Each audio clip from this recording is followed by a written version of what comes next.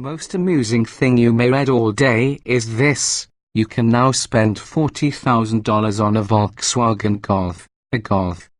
That which was once known as the Rabbit, which has a flat roof, 5 portals, and is the closest thing to a perfectly cubic car, seemingly engineered by those perfectionist Germans to conjoin with other cubes into an exact grid of dense traffic for the purpose of maximum utilization of the urban road space, now costs 40 Gs. It also has nearly 300 horsepower and hits 60 miles per hour in 4.5 seconds. Well, if you live long enough, you'll see everything.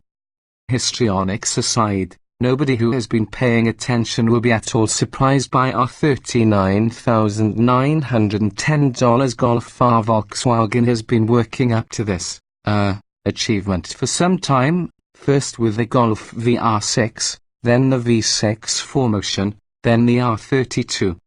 Way back in the late 80s, there were also 2 heavy-breathing homologation specials, the Rally Golf and Golf G60, that never came to the States because America wasn't yet ready for a car shaped like a cake box and priced like a Porsche.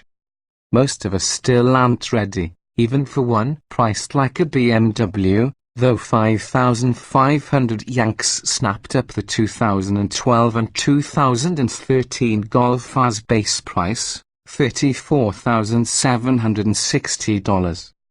That was $500 more than expected, Volkswagen tells us, so Germany has sent us a new model.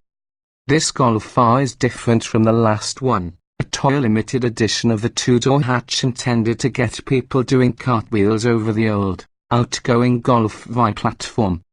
This time, the R arrives earlier in the platform cycle and, we're told, for a longer stay and in more flavors.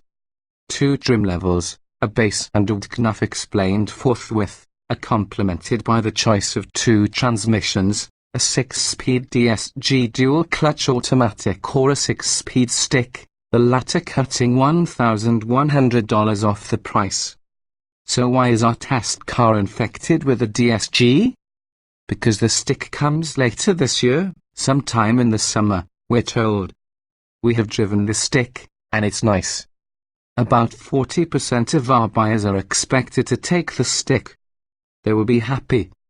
The Golf R exists because of MQB, one big platform family that lets views spread components far and wide over its various brands. Effectively, you're looking at an Audi S3 in hatchback form, down to the identical output ratings of the EA888 2.0-litre turbo 4 at 292 horsepower and 280 pound-feet of torque. Ditto for the Haldex 4-wheel drive system, which uses an electronically controlled coupler to distribute torque to the rear wheels, and brake-based traction control to handle side-to-side torque distribution. This Super Golf, this Audi TT shooting brake, is a decidedly unflashy car for the price.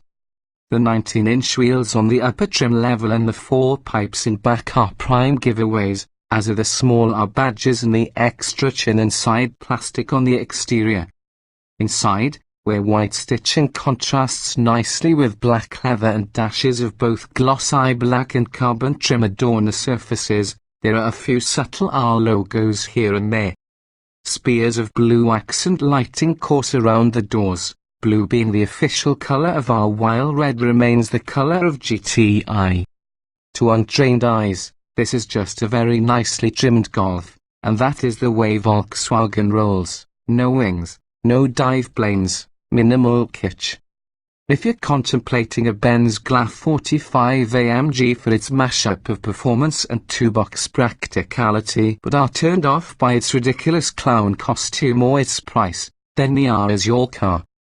When we think of the ultimate Volkswagen, the Golf R is much more likely to come to mind than, say, the big Fiat Notburg.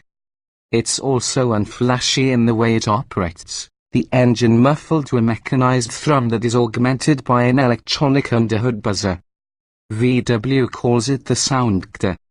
In normal driving, you barely notice the car's voice at all, just background murmurs punctuated by the occasional "and today, Fairly pro forma in German performance cars buzz blap from the exhaust during a hard upshift.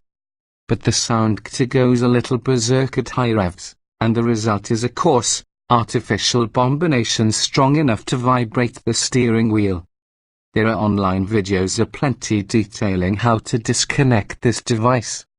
The R claims big horsepower from small displacement, but the punch can either be devastating or an interminable weight depending on how you're operating it. Light the fuse early by downshifting manually before nailing it, and the R leaps forward on a rocket bloom. That makes fast road driving a therapeutic thrill as you rally blast from one corner to the next.